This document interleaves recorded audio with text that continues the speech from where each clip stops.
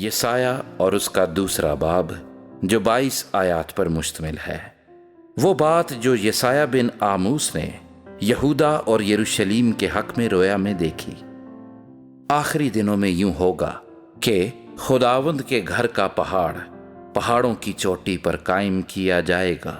اور ٹیلوں سے بلند ہوگا، اور سب قومیں وہاں پہنچیں گی، بلکہ بہت سی امتیں آئیں گی اور کہیں گی آؤ خداوند کے پہاڑ پر چڑھیں، یعنی یعقوب کے خدا کے گھر میں داخل ہوں، اور وہ اپنی راہیں ہم کو بتائے گا اور ہم اس کے راستوں پر چلیں گے، کیونکہ شریعت صیون سے اور خداوند کا کلام یروشلیم سے صادر ہوگا، اور وہ قوموں کے درمیان عدالت کرے گا اور بہت سی امتوں کو ڈانٹے گا، اور وہ اپنی تلواروں کو توڑ کر پھالیں اور اپنے بھالوں کو ہنسوئے بنا ڈالیں گے، اور قوم قوم پر تلوار نہ چلائے گی، اور وہ پھر کبھی جنگ کرنا نہ سیکھیں گے۔ اے یعقوب کے گھرانے، آؤ ہم خداوند کی روشنی میں چلیں۔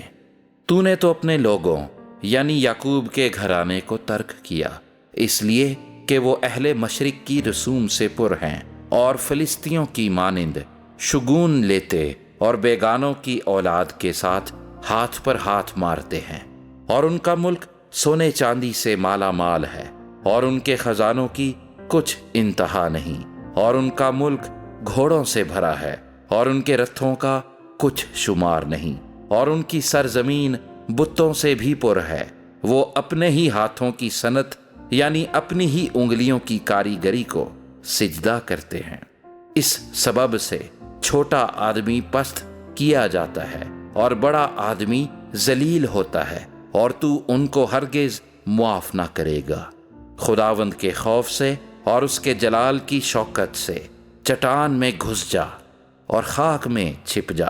انسان کی اونچی نگاہ نیچی کی جائے گی، اور بنی آدم کا تکبر پست ہو جائے گا، اور اس روز خداوند ہی سربلند ہوگا، کیونکہ رب الافواج کا دن تمام مغروروں، بلند نظروں اور متکبروں پر آئے گا، اور وہ پست کیے جائیں گے، اور لبنان کے سب دیوداروں پر جو بلند اور اونچے ہیں، اور بسن کے سب بلوتوں پر، اور سب اونچے پہاڑوں اور سب بلند ٹیلوں پر، اور ہر ایک اونچے برج پر، اور ہر ایک فسیلی دیوار پر، اور ترسیس کے سب جہازوں پر، غرض ہر ایک خوشنما منظر پر، اور آدمی کا تکبر زیر کیا جائے گا، اور لوگوں کی بلند بینی پست کی جائے گی، اور اس روز خداوند ہی سربلند ہوگا، اور تمام بت بالکل فنا ہو جائیں گے۔ اور جب خداوند اٹھے گا کہ زمین کو شدت سے ہلائے،